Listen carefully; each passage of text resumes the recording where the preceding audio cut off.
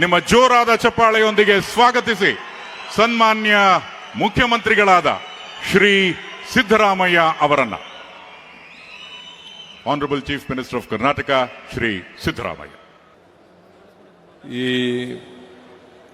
ಸಮರ್ಪಣೆ ಸಮಾವೇಶದಲ್ಲಿ ಮುಖ್ಯ ಅತಿಥಿಗಳಾಗಿ ಭಾಗವಹಿಸಿರ್ತಕ್ಕಂಥ ರಾಜ್ಯದ ಉಪಮುಖ್ಯಮಂತ್ರಿಗಳು ಆದಂಥ ಶ್ರೀ ಡಿ.ಕೆ. ಶಿವಕುಮಾರ್ ಅವರೇ, ತುಮಕೂರು ಜಿಲ್ಲಾ ಉಸ್ತುವಾರಿ ಸಚಿವರು, ಈ ಕಾರ್ಯಕ್ರಮದ ರೂವಾರಿಗಳು ಆದಂಥ ಗೃಹ ಸಚಿವರಾದಂಥ ಶ್ರೀ ಜಿ. ಪರಮೇಶ್ವರ್ ಅವರೇ, ಕಂದಾಯ ಇಲಾಖೆಯ ಸಚಿವರಾದಂಥ ಶ್ರೀ ಕೃಷ್ಣ ಬೈರೇಗೌಡ ಅವರೇ, ವೇದಿಕೆ ಮೇಲೆ ಆಸೀನರಾಗಿರ್ತಕ್ಕಂಥ ಎಲ್ಲ ಸಚಿವ ಸಂಪುಟದ ಸಹೋದ್ಯೋಗಿಗಳೇ, ಶಾಸಕ ಮಿತ್ರರೇ, ಮಾಜಿ ಶಾಸಕರುಗಳೇ,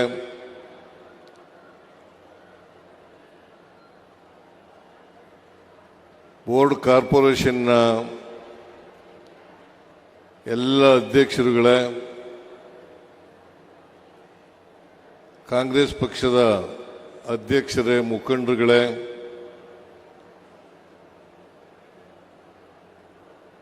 ಇಲ್ಲಿ ಭಾಗವಹಿಸಿರ್ತಕ್ಕಂಥ ಆತ್ಮೀಯ ಕಾರ್ಯಕರ್ತ ಬಂಧುಗಳೇ, ತಾಯಂದಿರೇ, ಯುವ ಮಿತ್ರರೇ, ಮಾಧ್ಯಮದ ಸ್ನೇಹಿತರೇ, ಇವತ್ತು ತುಮಕೂರು ಜಿಲ್ಲೆಯಲ್ಲಿ ಇದು ಒಂದು ಐತಿಹಾಸಿಕ ಸಮಾವೇಶ ಅಂತ ಹೇಳಿದ್ರೆ ಅತಿಶಯೋಕ್ತಿ ಆಗಲಾರದು.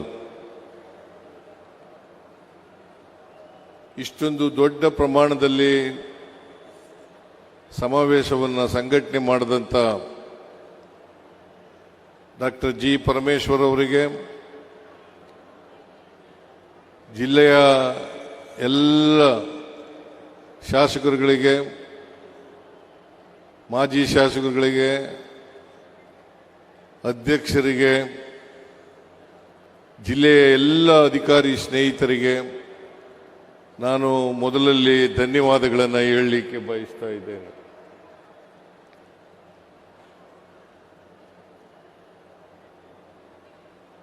ಒಂದು ದೊಡ್ಡ ಪ್ರಮಾಣದಲ್ಲಿ ಸಂಘಟನೆ ಮಾಡ್ತಕ್ಕಂಥದ್ದು ಬಹಳ ಕಷ್ಟದ ಕೆಲಸ. ಆದರೂ ಕೂಡ ತುಮಕೂರು ಜಿಲ್ಲೆಯ ಜನ ಇವತ್ತು ಇಷ್ಟೊಂದು ದೊಡ್ಡ ಪ್ರಮಾಣದಲ್ಲಿ ಬಂದಿದ್ದೀರಿ, ಈ ಕಾರ್ಯಕ್ರಮದಲ್ಲಿ ಭಾಗವಹಿಸಿದ್ದೀರಿ. ಅದಕ್ಕೋಸ್ಕರ ನಿಮಗೆಲ್ಲರಿಗೂ ಕೂಡ ಧನ್ಯವಾದಗಳನ್ನು ಹೇಳಲಿಕ್ಕೆ ಬಯಸ್ತಾ ಇದ್ದೇನೆ.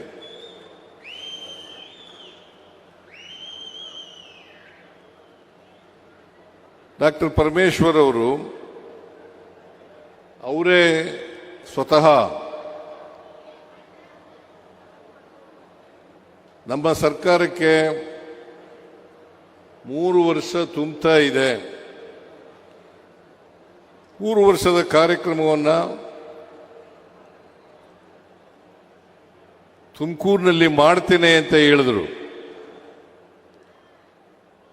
ನಾನು ಕೃಷ್ಣ ಬೈರೇಗೌಡರಿಗೆ ಮಾತಾಡಿದೆ. ಕೃಷ್ಣ ಬೈರೇಗೌಡರು ಕೂಡ ಈ ಕಾರ್ಯಕ್ರಮ ತುಮಕೂರಿನಲ್ಲಿ ಮಾಡಲಿಕ್ಕೆ ಒಪ್ಕೊಂಡ್ರು. ಹಾಗಾಗಿ ನಮ್ಮ 3ನೇ ವರ್ಷದ ಅವಧಿಯ ಕಾರ್ಯಕ್ರಮವನ್ನು ತುಮಕೂರಿನಲ್ಲಿ ಮಾಡ್ತಾ ಇದ್ದೇವೆ.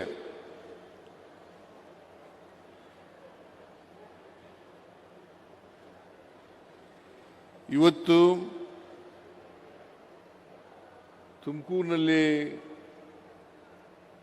3ನೇ ವರ್ಷದ ಕಾರ್ಯಕ್ರಮ, ಅದರ ಜೊತೆಗೆ ಅನೇಕ ಅಭಿವೃದ್ಧಿ ಕಾರ್ಯಕ್ರಮಗಳಿಗೆ ಶಂಕುಸ್ಥಾಪನೆ ಮತ್ತು ಉದ್ಘಾಟನೆ ಮಾಡತಕ್ಕಂಥ ಕೆಲಸವನ್ನು ಕೂಡ ಮಾಡಿದ್ದೇವೆ.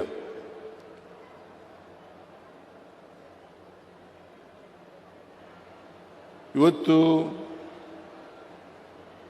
ತುಮಕೂರಿನಲ್ಲಿ ಒಂದು ವಸ್ತು ಪ್ರದರ್ಶನ ಕೂಡ ಏರ್ಪಾಡಾಗಿತ್ತು. ಆ ವಸ್ತು ಪ್ರದರ್ಶನದಲ್ಲಿ ನಮ್ಮ ಸರ್ಕಾರ ಬಂದ ಮೇಲೆ 3 ವರ್ಷಗಳಲ್ಲಿ ಆಗಿರ್ತಕ್ಕಂಥ ಎಲ್ಲ ತುಮಕೂರಿನಲ್ಲಿ ಆಗಿರ್ತಕ್ಕಂಥ ಅಭಿವೃದ್ಧಿ ಕಾರ್ಯಕ್ರಮಗಳು, ಸವಲತ್ತು ವಿತರಣಾ ಕಾರ್ಯಕ್ರಮಗಳು, ಇವೆಲ್ಲವನ್ನು ಕೂಡ ಜನರಿಗೆ ಪರಿಚಯಿಸ್ತಕ್ಕಂಥ ಕೆಲಸವನ್ನು ಡಾಕ್ಟರ್ ಪರಮೇಶ್ವರ್ ಅವರು ಮಾಡಿದ್ದಾರೆ. ಇದರಿಂದ ನಾವು ಅಧಿಕಾರಕ್ಕೆ ಬಂದ 3 ವರ್ಷದಲ್ಲಿ ಏನೇನು ಮಾಡಿದ್ದೇವೆ ಅಂತಕ್ಕಂಥದ್ದು ಜನರಿಗೆ ತಿಳುವಳಿಕೆಯನ್ನು ಕೊಡ್ತಕ್ಕಂಥ ಪ್ರಯತ್ನವನ್ನು ಕೂಡ ನಡೆಸಿದೆ. ಅದಕ್ಕೋಸ್ಕರ ಮತ್ತೊಮ್ಮೆ ಡಾಕ್ಟರ್ ಜಿ ಪರಮೇಶ್ವರ್ ಅವರಿಗೆ ಮತ್ತು ಅವರ ಎಲ್ಲ ಜಿಲ್ಲೆಯ ಎಲ್ಲ ಅಧಿಕಾರಿ ವರ್ಗದವರಿಗೆ ಧನ್ಯವಾದಗಳನ್ನು ಹೇಳಲಿಕ್ಕೆ ಬಯಸ್ತಾ ಇದ್ದೇನೆ.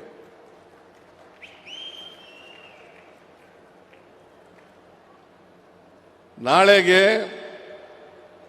ಅಂದರೆ 20ನೇ ತಾರೀಕು, ಮೇ 20ನೇ ತಾರೀಕು ನಾವು ಅಧಿಕಾರಕ್ಕೆ ಬಂದು 3 ವರ್ಷಗಳು ತುಂಬುತ್ತಾ ಇದೆ. 3 ವರ್ಷಗಳು ತುಂಬುತ್ತಾ ಇದೆ. ಇದನ್ನ ಸಾಂಕೇತಿಕವಾಗಿ ಆಚರಣೆ ಮಾಡಬೇಕು ಅಂತ ಹೇಳಿದಾಗ ಡಾಕ್ಟರ್ ಜಿ ಪರಮೇಶ್ವರ್ ಅವರು ವಾಲಂಟಿಯರ್ ಆಗಿ ನಾವು ತುಮಕೂರಿನಲ್ಲಿ ಮಾಡ್ತೇವೆ ಅಂತ ಹೇಳಿ ಮುಂದೆ ಬಂದರು. ನಾನು ಆಯಿತು ಅಂತಂದೆ. ಅದಕ್ಕೋಸ್ಕರ ಈ 3 ವರ್ಷದ ಸಾಧನೆಗಳು ಜೊತೆಗೆ ತುಮಕೂರು ಜಿಲ್ಲೆನಲ್ಲಿ ಆಗಿರ್ತಕ್ಕಂಥದ್ದು, ರಾಜ್ಯದಲ್ಲಿ ಆಗಿರ್ತಕ್ಕಂಥದ್ದು, ಕಂದಾಯ ಇಲಾಖೆಯಲ್ಲಿ ಏನೇನು ಕಾರ್ಯಕ್ರಮಗಳನ್ನು ಮಾಡಿದ್ದಾರೆ ಆ ಎಲ್ಲ ಕಾರ್ಯಕ್ರಮಗಳನ್ನು ಕೂಡ ಇವತ್ತು ಜನರಿಗೆ ತಿಳಿಸ್ತಕ್ಕಂಥ ಕೆಲಸವನ್ನು ಮಾಡಿದೆ. ನಾವು 3 ವರ್ಷಗಳ ಹಿಂದೆ ಜನರ ಮುಂದೆ ಬಂದಾಗ ಅನೇಕ ವಾಗ್ದಾನಗಳನ್ನು ಕೊಟ್ಟಿದ್ದು, ಭರವಸೆಗಳನ್ನು ಕೊಟ್ಟಿದ್ದು. ನಮ್ಮ ಪ್ರಣಾಳಿಕೆ ಮೂಲಕವಾಗಿ ಸುಮಾರು 592 ಭರವಸೆಗಳನ್ನು ಕೊಟ್ಟಿದ್ದು. 592 ಭರವಸೆಗಳನ್ನು ಕೊಟ್ಟಿದ್ದು. ಆ ಭರವಸೆಗಳ ಪ್ರಣಾಳಿಕೆಯ ಸಮಿತಿಯ ಅಧ್ಯಕ್ಷರಾಗಿ ಡಾಕ್ಟರ್ ಪರಮೇಶ್ವರ್ ಅವರು ಆಗಿದ್ರು ಅಂತಕ್ಕಂಥದ್ದನ್ನು ಇವತ್ತು ನೆನಕಬೇಕಾಗ್ತದೆ. ಅವರು ಈ ರಾಜ್ಯದಲ್ಲಿ ಏನೇನು ಮಾಡಲಿಕ್ಕೆ ಸಾಧ್ಯ ಆಗ್ತದೆ, ಜನರ ಸಮಸ್ಯೆಗಳೇನು, ಅದಕ್ಕೆ ಪರಿಹಾರಗಳೇನು ಅಂತಕ್ಕಂಥದ್ದನ್ನು ಸೂಚಿಸತಕ್ಕಂಥ ಮ್ಯಾನಿಫೆಸ್ಟೋವನ್ನು ಜನರ ಮುಂದೆ ಇಡ್ತಕ್ಕಂಥ ಪ್ರಯತ್ನವನ್ನು ಮಾಡಿದ್ರು. ಅದರಲ್ಲಿ ಈಗ ಸುಮಾರು 592 ಭರವಸೆಗಳಲ್ಲಿ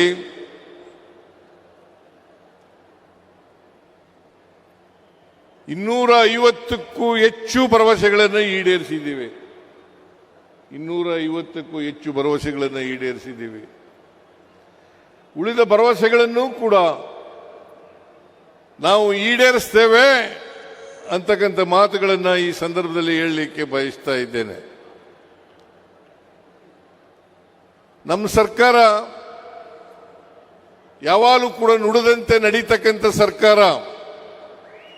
ಕೊಟ್ಟ ಮಾತನ್ನ ಉಳಿಸಿಕೊಳ್ತಕ್ಕಂಥ ಪ್ರಯತ್ನವನ್ನು ಮಾಡ್ತೇವೆ, ನುಡಿದಂತೆ ನಡೀತೇವೆ ಅಂತಕ್ಕಂಥದ್ದನ್ನ ಈಗಿನಿಂದ ಅಲ್ಲ, ಯಾವ್ಯಾವಾಗ ಕಾಂಗ್ರೆಸ್ ಸರ್ಕಾರ ಅಧಿಕಾರಕ್ಕೆ ಬಂದಿದೆ ಆ ಎಲ್ಲ ಕಾಲದಲ್ಲೂ ಕೂಡ ಭರವಸೆಗಳನ್ನು ಈಡೇರಿಸತಕ್ಕಂಥ ಪ್ರಯತ್ನವನ್ನು ಮಾಡಿದ್ದೇವೆ ಈಗಲೂ ಕೂಡ 2013ರಲ್ಲಿ ಈ ರಾಜ್ಯದ ಜನರ ಆಶೀರ್ವಾದದಿಂದ ಬೆಂಬಲದಿಂದ ನಾವು ಅಧಿಕಾರಕ್ಕೆ ಬಂದು ನಾನು ಈ ರಾಜ್ಯದ ಮುಖ್ಯಮಂತ್ರಿಯಾದೆ. ಸುಮಾರು 165 ಭರವಸೆಗಳನ್ನು ಅವತ್ತು ಕೊಟ್ಟಿದ್ದು. ಆ ಭರವಸೆಗಳಲ್ಲಿ 158 ಭರವಸೆಗಳನ್ನು ಈಡೇರಿಸಿತು ಅಂತಕ್ಕಂಥದನ್ನು ತಮಗೆ ತಿಳಿಸಲಿಕ್ಕೆ ಬಯಸ್ತಾ ಇದ್ದೇನೆ.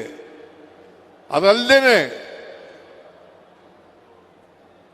ನಾವು ಪ್ರಣಾಳಿಕೆಯಲ್ಲಿ ಹೇಳದೇ ಇದ್ದಂತ ಸುಮಾರು 30 ಫ್ಲಾಗ್ಶಿಪ್ ಪ್ರೋಗ್ರಾಂಗಳನ್ನು ಮಾಡೋದು. ಇದು ನಮ್ಮ ಜನತೆಗೆ ಕೊಟ್ಟಂತ ವಚನಗಳಲ್ಲಿ ನಾವು ಹೇಗೆ ಈಡೇರಿಸಿದ್ದೇವೆ ಅಂತಕ್ಕಂಥದನ್ನು ತಮಗೆ ತಿಳಿಸಲಿಕ್ಕೆ ಬಯಸ್ತಾ ಇದ್ದೇನೆ. ಹಾಗೇನೆ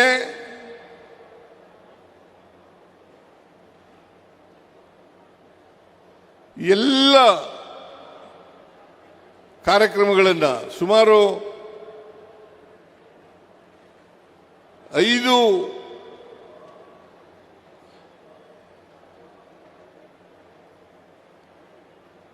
ವಚನಗಳನ್ನು ನಾವು ಜನರಿಗೆ ಕೊಟ್ಟಿದ್ದು. ಆ 5 ವಚನಗಳನ್ನು ಈ ವರ್ಷನೇ ಈಡೇರಿಸ್ತೀವಿ ಅಂತ ಹೇಳಿದ್ದು. ಆ ಗ್ಯಾರಂಟಿ ಯೋಜನೆಗಳನ್ನು ಇವತ್ತು ಈಡೇರಿಸಿದ್ದೇವೆ ಅಂತಕ್ಕಂಥದ್ದು ನಾವು ತಮಗೆ ತಿಳಿಸಲಿಕ್ಕೆ ಬಯಸ್ತಾ ಇದ್ದೇನೆ. ಗ್ಯಾರಂಟಿ ಯೋಜನೆಗಳು ಶಕ್ತಿ ಯೋಜನೆ, ಗೃಹಲಕ್ಷ್ಮಿ ಯೋಜನೆ, ಗೃಹ ಜ್ಯೋತಿ ಯೋಜನೆ, ಅನ್ನಭಾಗ್ಯ ಕಾರ್ಯಕ್ರಮ, ಯುವ ನಿಧಿ ಕಾರ್ಯಕ್ರಮ, ಎಲ್ಲ ಕಾರ್ಯಕ್ರಮಗಳನ್ನು ಕೂಡ ನಾವು ಅಧಿಕಾರಕ್ಕೆ ಬಂದ ಒಂದೇ ವರ್ಷದಲ್ಲಿ ಇವನ್ನ ಜಾರಿ ಮಾಡಿದ್ದೇವೆ ಅಂತಕ್ಕಂಥ ಮಾತುಗಳನ್ನು ಹೇಳಲಿಕ್ಕೆ ಬಯಸ್ತಾ ಇದ್ದೇನೆ. ನಾವು ಇವುಗಳನ್ನು ಘೋಷಣೆ ಮಾಡಿದಾಗ ವಿರೋಧ ಪಕ್ಷದವರು ಹೇಳಿದರು ಇವುಗಳನ್ನು ಜಾರಿ ಮಾಡಲಿಕ್ಕೆ ಸಾಧ್ಯ ಇಲ್ಲ.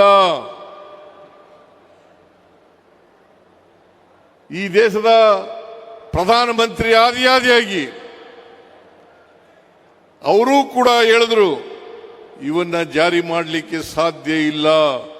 ಒಂದು ವೇಳೆ ಜಾರಿ ಮಾಡಿದ್ರೆ ಆ ರಾಜ್ಯ ಆರ್ಥಿಕವಾಗಿ ದಿವಾಳಿ ಆಗ್ಬಿಡ್ತದೆ ಅಂತಕ್ಕಂಥ ಮಾತುಗಳನ್ನು ಹೇಳಿದ್ರು. ಇನ್ನೂ ಒಂದು ಹೆಜ್ಜೆ ಮುಂದೆ ಹೋಗಿ ಹೇಳಿದ್ರು ವಿರೋಧ ಪಕ್ಷದವರು, ಅಭಿವೃದ್ಧಿ ಕಾರ್ಯಕ್ರಮಗಳು ಕುಂಠಿತ ಆಗ್ತವೆ, ಅಭಿವೃದ್ಧಿ ಕಾರ್ಯಕ್ರಮಗಳು ಕುಂಠಿತ ಆಗ್ತವೆ, ಅಭಿವೃದ್ಧಿ ಕಾರ್ಯಕ್ರಮಗಳಿಗೆ ದುಡ್ಡಿಲ್ಲ, ಖಜಾನೆ ಖಾಲಿ ಆಗ್ತದೆ ಅಂತಕ್ಕಂಥ ಮಾತುಗಳನ್ನು ಹೇಳಿದ್ರು.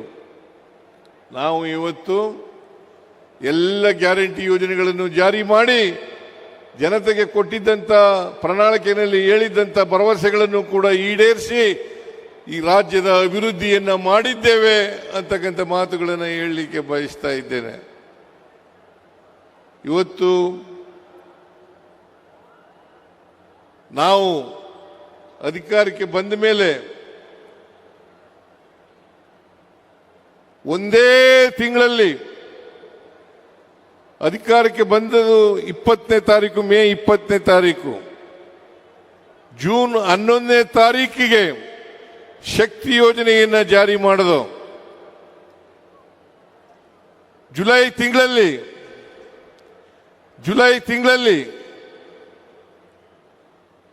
ಗೃಹಲಕ್ಷ್ಮಿ ಅನ್ನಭಾಗ್ಯ ಕಾರ್ಯಕ್ರಮವನ್ನು ಗೃಹ ಜ್ಯೋತಿ ಅನ್ನಭಾಗ್ಯ ಕಾರ್ಯಕ್ರಮಗಳನ್ನು ಜಾರಿ ಕೊಟ್ಟು,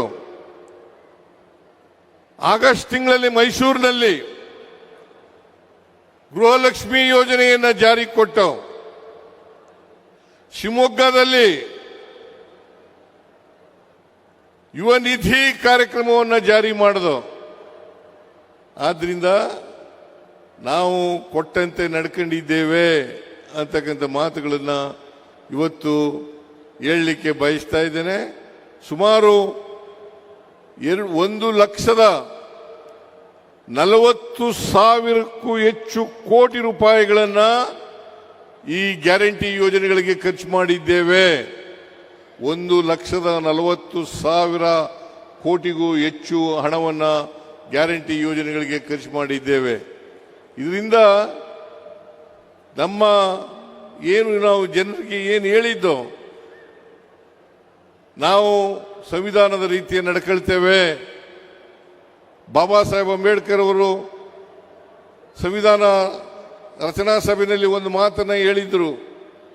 ಏನಪ್ಪಾ ಅದು ಅಂತಂದ್ರೆ, ರಾಜಕೀಯ ಸ್ವಾತಂತ್ರ್ಯ ಯಶಸ್ವಿ ಆಗಬೇಕಾದ್ರೆ ಪ್ರತಿಯೊಬ್ಬರಿಗೂ ಕೂಡ ಸಾಮಾಜಿಕವಾಗಿ ಆರ್ಥಿಕವಾಗಿ ಶಕ್ತಿಯನ್ನು ತುಂಬಿದಾಗ ಮಾತ್ರ ರಾಜಕೀಯ ಸ್ವಾತಂತ್ರ್ಯ ಸಾರ್ಥಕ ಆಗ್ತದೆ ಅಂತಕ್ಕಂಥ ಮಾತುಗಳನ್ನು ಹೇಳಿದರು.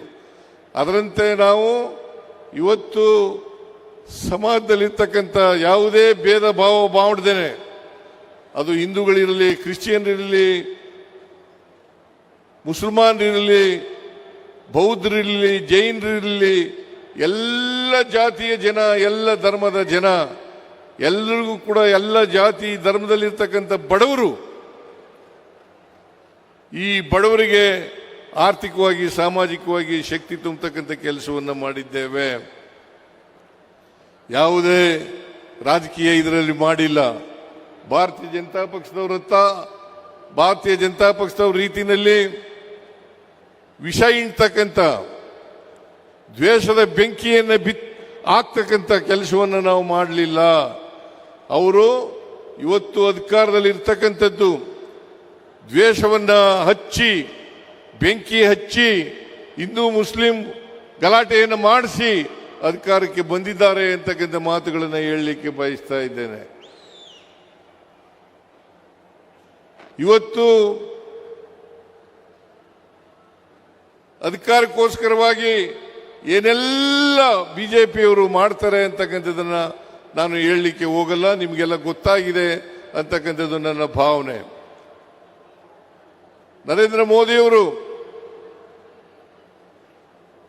ಸುಮಾರು 12 ವರ್ಷಗಳ ಕಾಲ ಗುಜರಾತ್ನ ಮುಖ್ಯಮಂತ್ರಿ ಆಗಿದ್ದರು. 2001ರಲ್ಲಿ ಅಧಿಕಾರಕ್ಕೆ ಬಂದು 2014ರವರೆಗೂ ಕೂಡ ಅವರು ಅಧಿಕಾರದಲ್ಲಿ ಇದ್ರು ಅಂತಕ್ಕಂಥ ಮಾತುಗಳನ್ನು ಹೇಳಲಿಕ್ಕೆ ಬಯಸ್ತಾ ಇದ್ದೇನೆ.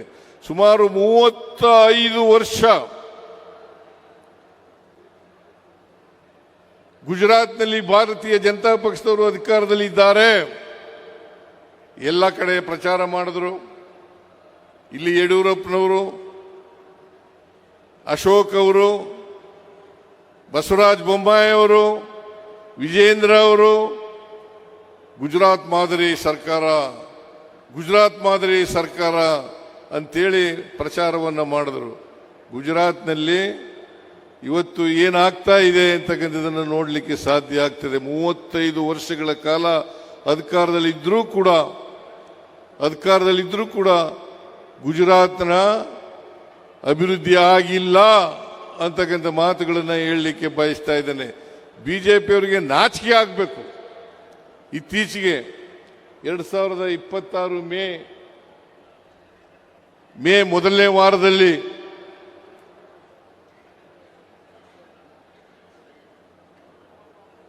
ಗುಜರಾತ್ನಲ್ಲಿ ಒಬ್ಬ ಕಾರ್ಮಿಕನ ಮಗಳು ಹೆಂಡತಿ, ಅವನು 2,000 ರೂಪಾಯಿ ಬಾಡಿಗೆನಲ್ಲಿದ್ದ.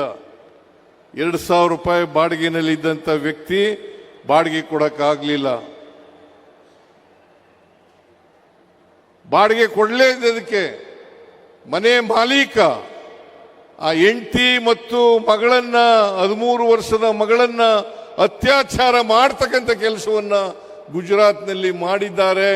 ಮೊರ್ಬಿ ಅಂತಕ್ಕಂಥ ಜಿಲ್ಲೆನಲ್ಲಿ ಅಂತಕ್ಕಂಥದನ್ನು ಮರೀಲಿಕ್ಕೆ ಸಾಧ್ಯ ಇಲ್ಲ. ಮೊರ್ಬಿ ಅಂತ ಗುಜರಾತ್ನಲ್ಲಿ ಒಂದು ಜಿಲ್ಲೆ ಇದೆ. ಆ ಮೊರ್ಬಿ ಅಂತಕ್ಕಂಥ ಜಿಲ್ಲೆನಲ್ಲಿ 13 ವರ್ಷದ ಬಾಲಕಿ, ಇನ್ನು ಎಳೆಯ ವಯಸ್ಸು, ಆ ಬಾಲಕಿ ಹೆಂಡತಿಗೆ ಅತ್ಯಾಚಾರ ಮಾಡದಂತ ಘಟನೆ ಗುಜರಾತ್ನಲ್ಲಿ ನಡೆದಿದೆ ಅಂತಕ್ಕಂಥ ಮಾತುಗಳನ್ನು ಹೇಳಲಿಕ್ಕೆ ಬಯಸ್ತಾ ಇದ್ದೇನೆ. ಅದರಿಂದ ಇವತ್ತು ಗುಜರಾತ್ ಮಾದರಿ ಅಲ್ಲ, ಕರ್ನಾಟಕ ಸರ್ಕಾರ ನಾವೇನು ಮಾಡ್ತಾ ಇದ್ದೀವಿ ಇದು ಮಾದರಿಯಾದಂಥ ಸರ್ಕಾರ ಅಂತಕ್ಕಂಥ ಮಾತುಗಳನ್ನು ತಮಗೆ ತಿಳಿಸಲಿಕ್ಕೆ ಬಯಸ್ತಾ ಇದ್ದೇನೆ.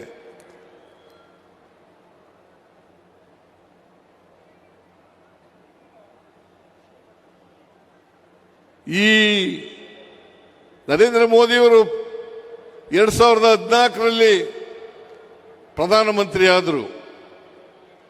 ಅವತ್ತು ಪೆಟ್ರೋಲ್ ಮತ್ತು ಡೀಸೆಲ್ ಬೆಲೆ, ಗ್ಯಾಸ್ ಬೆಲೆ ಸುಮಾರು ಮನಮೋಹನ್ ಸಿಂಗ್ ಅವರು ಪ್ರಧಾನಮಂತ್ರಿ ಆಗಿದ್ದಾಗ 1 ಲೀಟರ್ ಪೆಟ್ರೋಲ್ ಬೆಲೆ 48 ಅಲ್ಲ, ಡೀಸೆಲ್ ಬೆಲೆ 48 ರೂಪಾಯಿ. 1 ಲೀಟರ್ ಪೆಟ್ರೋಲ್ ಬೆಲೆ 70 ರೂಪಾಯಿ.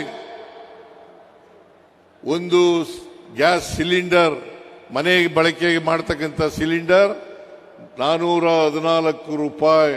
ಇವತ್ತು ಎಷ್ಟಾಗಿದೆ ನೀವೇ ಯೋಚನೆ ಮಾಡಿ. ಇವತ್ತು ಇದನ್ನೇ ನಾವು ಅಚ್ಚೇ ದಿನ್ ಅಂತ ಕರೀಬೇಕಾ? ಅಚ್ಚೇ ದಿನ್ ಅಂತ ಕರೀಬೇಕಾ? ಈಗ ಮೊನ್ನೆ 3 ರೂಪಾಯಿಗೂ ಹೆಚ್ಚು ಪೆಟ್ರೋಲ್, ಡೀಸೆಲ್, ಗ್ಯಾಸ್ ಬೆಲೆಯನ್ನು ಹೆಚ್ಚು ಮಾಡಿದ್ದಾರೆ.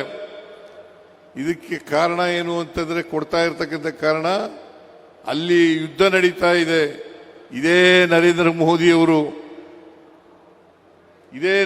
ಮೋದಿಯವರು ಟ್ರಂಪ್, ಅಮೆರಿಕ ಅಧ್ಯಕ್ಷ ಟ್ರಂಪ್ ಅವರು ಬಾಲ ಹಿಡ್ಕೊಂಡು ಸುತ್ತಾ ಇದ್ರು. ಗುಜರಾತ್ನಲ್ಲಿ ಮತ್ತು ಅಮೆರಿಕಾದಲ್ಲಿ ಈ ಸಾರಿ ಟ್ರಂಪ್ ಸರ್ಕಾರ ಅಂತೇಳಿ ಭಾಷಣ ಮಾಡಿದ್ರು. ಟ್ರಂಪ್ ಸರ್ಕಾರ ಅಂತೇಳಿ ಭಾಷಣ ಮಾಡಿದ್ರು. ಟ್ರಂಪ್ ಸರ್ಕಾರ ಬಂತು. ಇವತ್ತು ಇರಾನ್ ಮೇಲೆ ಯುದ್ಧ ಆಯಿತು. ಅಮೆರಿಕದ ಚಿತಾವಣೆಯಿಂದ ಯುದ್ಧ ನಡೀತು. ಇಸ್ರೇಲ್, ಅಮೆರಿಕ ಸೇರ್ಕೊಂಡು ಇರಾನ್ ಮೇಲೆ ಯುದ್ಧ ನಡೀತು. ಏನೆಲ್ಲ ಅನಾಹುತಗಳಾದವು. ಆದರೆ ನರೇಂದ್ರ ಮೋದಿ ಒಂದು ವಿಷಾದನೂ ಕೂಡ ವ್ಯಕ್ತ ಮಾಡಲಿಲ್ಲ. ಇದನ್ನ ತಾವು ಅರ್ಥ ಮಾಡ್ಕೋಬೇಕಾಗ್ತದೆ. ಇವತ್ತು ಏನಾದರೂ ದೇಶದಲ್ಲಿ ಬೆಲೆ ಏರಿಕೆ ಆಗಿದ್ರೆ ಇದಕ್ಕೆ ನೇರವಾಗಿ ಕಾರಣ ನರೇಂದ್ರ ಮೋದಿಯವರು ಅಂತಕ್ಕಂಥದನ್ನ ತಿಳ್ಕೋಬೇಕಾಗ್ತದೆ. ಹಾಗಾದ್ರೆ ಇವ್ರ ಕಾಲದಲ್ಲಿ ಯಾರು ಲಾಭವನ್ನು ಪಡ್ಕೊಂಡ್ರು ಅಂತಂತಂದ್ರೆ ಅದಾನಿ ಮತ್ತು ಅಂಬಾನಿ. ಅದಾನಿಯವರ 2014ರಲ್ಲಿ ಅವರ ಒಟ್ಟು ಆದಾಯ ಇದ್ದದ್ದು 16,500 ಕೋಟಿ. ಇವತ್ತು ಎಷ್ಟಿದೆ ಗೊತ್ತಾ? 8 ಲಕ್ಷ ಕೋಟಿ. 8 ಲಕ್ಷ ಕೋಟಿ. ಹಾಗೇನೆ ಅಂಬಾನಿನೂ ಕೂಡ ಬೆಳವಣಿಗೆಯನ್ನು, ಆರ್ಥಿಕವಾಗಿ ಬೆಳವಣಿಗೆಯನ್ನು ಮಾಡಿದ್ದಾರೆ. ಇವರು ನರೇಂದ್ರ ಮೋದಿಯವರ ಕಾಲದಲ್ಲಿ, ಇವರು ಪ್ರಧಾನಮಂತ್ರಿ ಆದಮೇಲೆ 12 ವರ್ಷಗಳ ಕಾಲದಲ್ಲಿ ಅಂಬಾನಿ, ಅದಾನಿ ಲಾಭ ಮಾಡ್ಕೊಂಡ್ರೆ ಹೊರತು ಸಾಮಾನ್ಯ ಜನರಲ್ಲ, ಮಧ್ಯಮ ವರ್ಗದ ಜನರಲ್ಲ ಅಂತಕ್ಕಂಥದ್ದನ್ನು ತಾವೆಲ್ಲರೂ ಕೂಡ ಅರ್ಥ ಮಾಡ್ಕೋಬೇಕಾಗ್ತದೆ. ಅದರಿಂದ ನರೇಂದ್ರ ಮೋದಿಯವರು ಬಹಳ ಜನ ವೋಟ್ ಹಾಕಿದ್ರು. ನರೇಂದ್ರ ಮೋದಿ ಮೋದಿ ಮೋದಿ ಮೋದಿ ಅನ್ಕೊಂಡು ಈ ದೇಶದಲ್ಲಿ ವೋಟ್ ಹಾಕಿದ್ರು. ಇವತ್ತು ಅವರಿಗೆಲ್ರಿಗೂ ಕೂಡ ಭ್ರಮ ನಿರಸನ ಆಗಿದೆ ಅಂತಕ್ಕಂಥ ಮಾತುಗಳನ್ನು ಹೇಳಲಿಕ್ಕೆ ಬಯಸ್ತಾ ಇದ್ದೇನೆ. ಹಾಗಾಗಿ ನಾವು ಅಧಿಕಾರಕ್ಕೆ ಬಂದ 3 ವರ್ಷದಲ್ಲಿ ಅನೇಕ ಅಭಿವೃದ್ಧಿ ಕೆಲಸಗಳನ್ನು, ಈಗ ನಾಳೆ ಆದಮೇಲೆ 4ನೇ ವರ್ಷ ಆಗ್ತದೆ ಜಾರಿಗೆ ಬಂದ ಮೇಲೆ. ನಾವು 2028ಕ್ಕೂ ಕೂಡ ಅಧಿಕಾರಕ್ಕೆ ಬಂದೇ ಬರ್ತೀವಿ. 28ರಲ್ಲೂ ಕೂಡ ಅಧಿಕಾರಕ್ಕೆ ಬಂದೇ ಬರ್ತೀವಿ ಅಂತಕ್ಕಂಥ ಮಾತುಗಳನ್ನು ಹೇಳಲಿಕ್ಕೆ ಬಯಸ್ತಾ ಇದ್ದೇನೆ.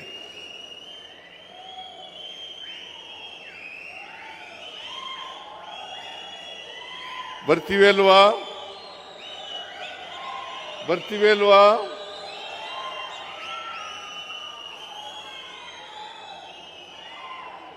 2028ಕ್ಕೆ ವಿಧಾನಸಭಾ ಚುನಾವಣೆ ನಡೀತದೆ.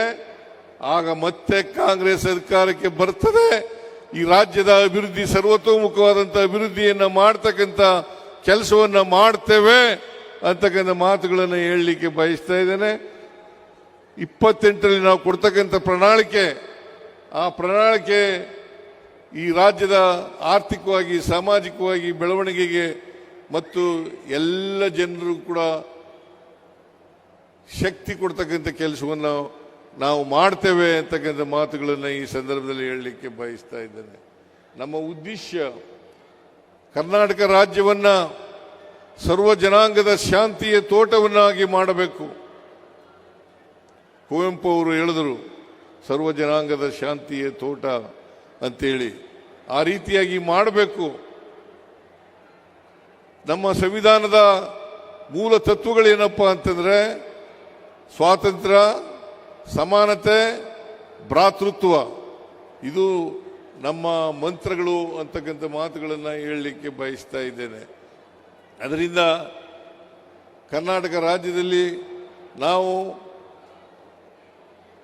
ಸಮಾನತೆಯ ಸಮಾಜವನ್ನು ನಿರ್ಮಾಣ ಮಾಡ್ತಕ್ಕಂಥದ್ದು, ಎಲ್ರಿಗೂ ಸಮಾನ ಅವಕಾಶಗಳು ಸಿಗ್ತಕ್ಕಂಥ ಕೆಲಸವನ್ನು ಮಾಡ್ತಕ್ಕಂಥದ್ದು, ಇದೇ ನಮ್ಮ ಸಂವಿಧಾನದ ಮೂಲ ಆಶಯ ಅಂತಕ್ಕಂಥ ಮಾತುಗಳನ್ನು ಹೇಳಲಿಕ್ಕೆ ಬಯಸ್ತಾ ಇದ್ದೇನೆ.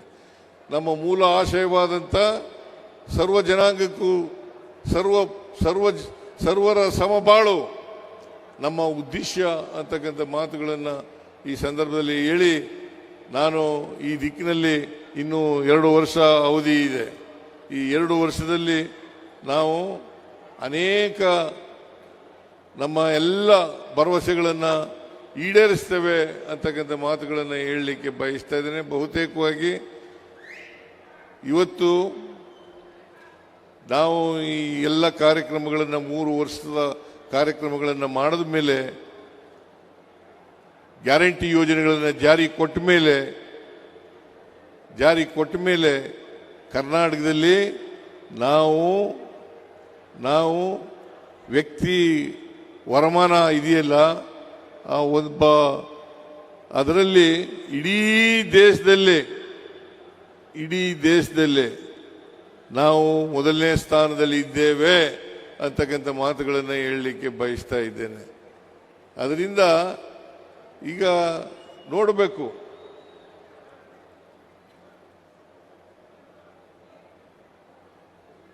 ಇಡೀ ದೇಶ GST ಬೆಳವಣಿಗೆಯಲ್ಲಿ 7.4% ಬೆಳವಣಿಗೆಯನ್ನು ಕಂಡಿದ್ರೆ ಕರ್ನಾಟಕದಲ್ಲಿ ನಾವು 8.1ರ ಬೆಳವಣಿಗೆಯನ್ನು ನಾವು ಕಂಡಿದ್ದೇವೆ. ಇದನ್ನ ಏನು ತೋರಿಸುತ್ತೆ ಅಂತಂದ್ರೆ ನಾವು ದೇಶದ GSDBಗೆ ಸಾಕಷ್ಟು ಕೊಡುಗೆಯನ್ನು ಕೊಡ್ತಾ ಇದ್ದೀವಿ. ಮತ್ತೆ ಆರ್ಥಿಕವಾಗಿ ಸಾಮಾಜಿಕವಾಗಿ ನಾವು ಇಡೀ ದೇಶದಲ್ಲಿ ನಾವು ಉತ್ತಮ ಸ್ಥಾನದಲ್ಲಿ ಇದ್ದೇವೆ ಅಂತಕ್ಕಂಥ ಮಾತುಗಳನ್ನು ಹೇಳಲಿಕ್ಕೆ ಬಯಸ್ತಾ ಇದ್ದೇನೆ. ಅದರಿಂದ ಆರ್ಥಿಕವಾಗಿ ಸಾಮಾಜಿಕವಾಗಿ ಇಡೀ ದೇಶದಲ್ಲಿ ನಾವು ಬಹಳ ಉತ್ತಮವಾಗಿದ್ದೇವೆ ಅಂತಕ್ಕಂಥ ಮಾತುಗಳನ್ನು ಹೇಳಿ,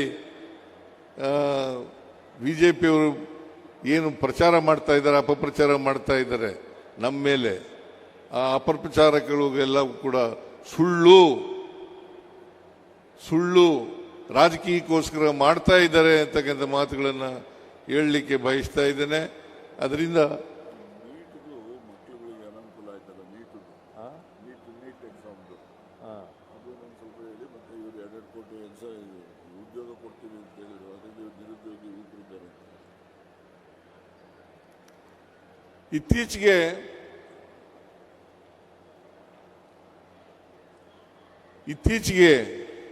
ನೀಟ್ ಪರೀಕ್ಷೆ ಆಯಿತು. ಪ್ರಶ್ನೆ ಪತ್ರಿಕೆ ಲೀಕ್ ಆಯಿತು. ಇದಕ್ಕೆ ಯಾರಪ್ಪ ಹೊಣೆ? ಇದಕ್ಕೆ ಹೊಣೆ ಕೇಂದ್ರ ಸರ್ಕಾರ, ನರೇಂದ್ರ ಮೋದಿಯವರ ಸರ್ಕಾರ. ನರೇಂದ್ರ ಮೋದಿಯವರು ಈ ಜವಾಬ್ದಾರಿಯನ್ನು ತಗೊಳ್ಬೇಕಾಗ್ತದೆ. ಅಷ್ಟೇ ಅಲ್ಲ, ಸುಮಾರು 22 22 ಲಕ್ಷ ವಿದ್ಯಾರ್ಥಿಗಳು ನೀಟ್ ಪರೀಕ್ಷೆಯನ್ನು ಬರೆದಿದ್ರು. ಅದು ಲೀಕ್ ಆಯಿತು. ಈಗ ಪರೀಕ್ಷೆ ಮುಂದೂಡಿದ್ದಾರೆ. ಅನೇಕ ಜನ ಆತ್ಮಹತ್ಯೆಯನ್ನು ಮಾಡ್ಕೊಂಡ್ರು. ಈ ಆತ್ಮಹತ್ಯೆಗೆ ನೇರ ಕಾರಣ ಕೇಂದ್ರ ಸರ್ಕಾರ ಅಂತಕ್ಕಂಥ ಮಾತುಗಳನ್ನು ಹೇಳಲಿಕ್ಕೆ ಬಯಸ್ತಾ ಇದ್ದೇನೆ. ಅದರಿಂದ ಈ ನೀಟ್ ಪರೀಕ್ಷೆನೂ ಕೂಡ ಮಾಡೋಕ್ಕಾಗಲಿಲ್ಲ. ನಾವು CET ಪರೀಕ್ಷೆ ಮಾದರಿನಲ್ಲಿ ಮಾಡಿ ಅಂತ ಹೇಳಿದ್ದು, ಅದನ್ನು ಮಾಡಲಿಲ್ಲ. CET ಕರ್ನಾಟಕದಲ್ಲಿ ಇದ್ದಂಥ ಕಾಮನ್ ಎಂಟ್ರೆನ್ಸ್ ಟೆಸ್ಟ್, ಅದನ್ನು ಕೂಡ ಆ ಮಾದರಿನಲ್ಲಿ ಮಾಡಿ ಅಂತ ಹೇಳಿದ್ದು. ಆದರೂ ಕೂಡ ನಮ್ಮ ಸಲಹೆಯನ್ನು ಅವರು ತಿರಸ್ಕಾರ ಮಾಡಿ ಅವರು ನೀಟ್ ಪರೀಕ್ಷೆಯನ್ನು ಮಾಡಿದ್ರು. ನೀಟ್ ಪರೀಕ್ಷೆ ಇವತ್ತು 22 ಲಕ್ಷ ವಿದ್ಯಾರ್ಥಿಗಳ ಭವಿಷ್ಯವನ್ನು ಹಾಳು ಮಾಡ್ತಕ್ಕಂಥ ಪ್ರಯತ್ನವನ್ನು ಮಾಡಿದ್ದಾರೆ ಅಂತಕ್ಕಂಥ ಮಾತುಗಳನ್ನು ಹೇಳಲಿಕ್ಕೆ ಬಯಸ್ತಾ ಇದ್ದೇನೆ. ಇವತ್ತು ನಿರುದ್ಯೋಗ ಸುಮಾರು ದೇಶದಲ್ಲಿ 67% ನಿರುದ್ಯೋಗ ಇದೆ. ಇದೇ ಮೋದಿಯವರು ಹೇಳಿದರು 2014ರಲ್ಲಿ ನಾವು ಅಧಿಕಾರಕ್ಕೆ ಬಂದರೆ ಪ್ರತಿ ವರ್ಷ 2 ಕೋಟಿ ಉದ್ಯೋಗಗಳನ್ನು ಸೃಷ್ಟಿ ಮಾಡಿ ಯುವಕರಿಗೆ ಯುವತಿಯರಿಗೆ ಕೊಡ್ತೇವೆ ಅಂತಕ್ಕಂಥ ಮಾತುಗಳನ್ನು ಹೇಳಿದರು. ಅವರು ಪ್ರತಿ ವರ್ಷ ಅಂದರೆ ಈಗ 12 ವರ್ಷ ಅಧಿಕಾರದಲ್ಲಿ ಇದ್ದಾರೆ. ಈ 12 ವರ್ಷದಲ್ಲಿ 24 ಕೋಟಿ ನಿರುದ್ಯೋಗಿಗಳಿಗೆ ಉದ್ಯೋಗವನ್ನು ಕೊಡಬೇಕಾಗಿತ್ತು. ಆದರೆ ಅವರು 2 ಕೋಟಿ ಉದ್ಯೋಗನೂ ಕೂಡ ಸೃಷ್ಟಿ ಮಾಡಲಿಕ್ಕೆ ಸಾಧ್ಯ ಆಗಲಿಲ್ಲ ಈ 10 ವರ್ಷದಲ್ಲಿ. ಅದರಿಂದ ಅಚ್ಚೇ ದಿನ ಬರ್ತದೆ ಅಂತ ಹೇಳಿದ್ರಲ್ಲ, ಅದು ಇನ್ನೂ ಕೂಡ ಜಾರಿಯಾಗದೆ ಉಳಿದಿರ್ತಕ್ಕಂಥ ಭರವಸೆ, ನರೇಂದ್ರ ಮೋದಿಯವರು ಹೇಳಿದಂಥ ಭರವಸೆ. ವಿದೇಶದಲ್ಲಿ ಕಪ್ಪು ಹಣ ಇದೆ. ಆ ಕಪ್ಪು ಹಣವನ್ನು ತಗೊಬಂದು ಪ್ರತಿಯೊಬ್ಬರಿಗೂ ಕೂಡ ಅವರ ಅಕೌಂಟ್ಗಳಿಗೆ 15 ಲಕ್ಷ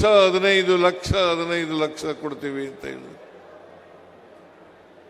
ರೈತರ ಆದಾಯವನ್ನು ದುಪ್ಪಟ್ಟು ಮಾಡ್ತೀವಿ ಅಂತ ಹೇಳಿದರು.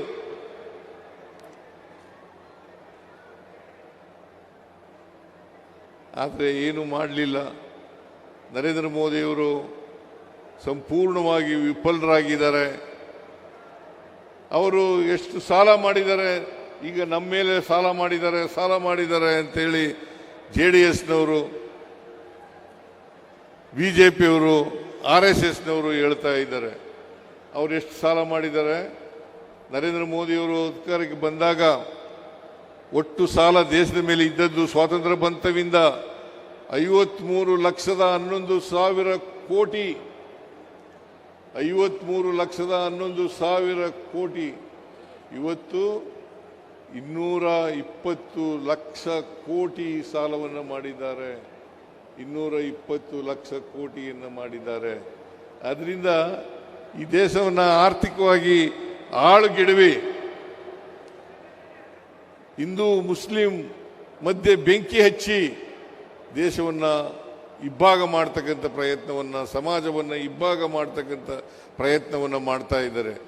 ನಾವು ನೆಮ್ಮದಿಯ ಗ್ಯಾರಂಟಿ ಸರ್ಕಾರವನ್ನು ಕೊಟ್ಟರೆ ಅವರು ನೆಮ್ಮದಿಯನ್ನು ಕಿತ್ಕೊಳ್ತಕ್ಕಂಥ ಸರ್ಕಾರವನ್ನು ಕೊಡ್ತಾರೆ ಅಂತಕ್ಕಂಥ ಮಾತುಗಳನ್ನು ಈ ಸಂದರ್ಭದಲ್ಲಿ ಹೇಳಲೇಬೇಕಾಗ್ತದೆ. ಅದರಿಂದ ತಾವೆಲ್ಲ ಯೋಚನೆ ಮಾಡಬೇಕು. ಈ ಬಿಜೆಪಿ ಅಧಿಕಾರದಲ್ಲಿ ಇದ್ದರೆ ಏನಾಗ್ತದೆ ದೇಶ ಅಂತಕ್ಕಂಥದ್ದನ್ನು ಯೋಚನೆ ಮಾಡಿ ಮುಂದೆ ಬರ್ತಕ್ಕಂಥ ಚುನಾವಣೆಯಲ್ಲಿ ನಿಮ್ಮ ಆಶೀರ್ವಾದ, ಬೆಂಬಲ ಎಲ್ಲ ಇರಲಿ ಅಂತಕ್ಕಂಥ ಮಾತುಗಳನ್ನು ಹೇಳಿ ಮತ್ತೊಮ್ಮೆ ಜಿಲ್ಲೆಯ